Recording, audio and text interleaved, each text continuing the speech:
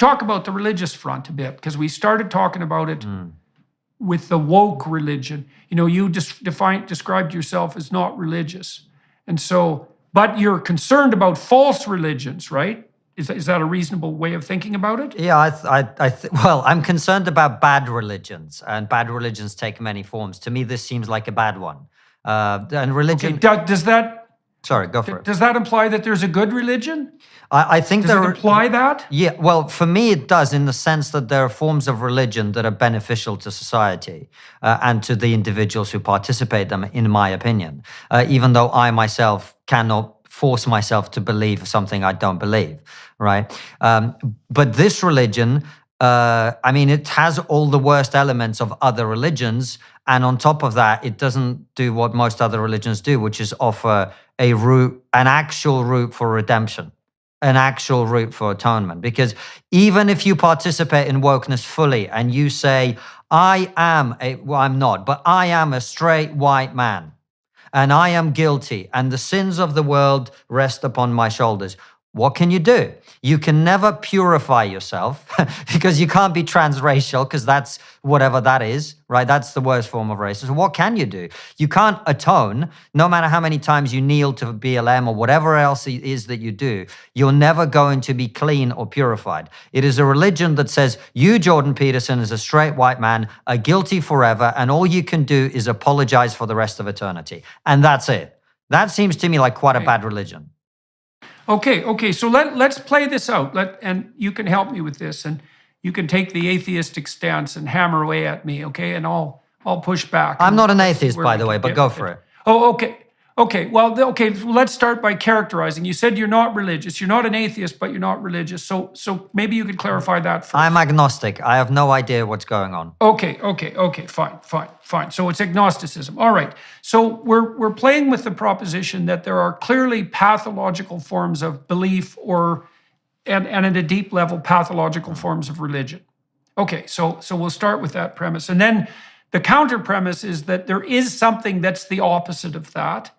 And you started to flesh that out in one dimension, which is that if it's a genuine religion, in quotes, then one of the things it offers is an actual pathway to atonement, which means that you have some means of dealing with your sinful inadequacy that doesn't crush you. Okay, so let me tell you something that Carl Jung said about the Catholics. This is very cool. He said he really regarded the Catholic confession as a form of, what would you say, God's mercy manifested in the world, symbolically speaking. And here's why. Okay, you're going to do stupid and cruel and unworthy things, even as you define them. So you're going to be guilty before yourself. Forget about what other people think. You might also be guilty on that front, but you're definitely being guilty in relationship to your own conscience. And then you have to deal with the fact that you're not who you should be. And that can crush you. Certainly that crushes people who are depressed. It crushes people who are anxious, and it definitely crushes people who have post-traumatic stress disorder, because they often develop PTSD because they watch themselves do something terrible. So, all right, so now there's an existential problem, is you got to stumble forward with your inadequacy. Now, if you're Catholic, you can go to the church and you can say once a week or however often you want to, here's a bunch of ways I'm really stupid and they've hurt me, and I'm trying to detail them out completely. And in principle, I'm trying to rectify those faults, right? First by their admission, and second by the determination not to propel them forward.